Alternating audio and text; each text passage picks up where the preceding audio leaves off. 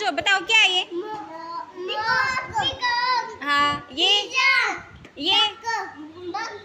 और ये चिड़िया। ठीक है, अपनी आईज बंद करो।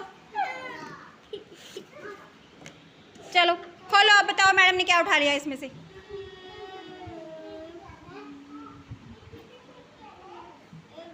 बताओ बताओ मैडम ने क्या ले लिया?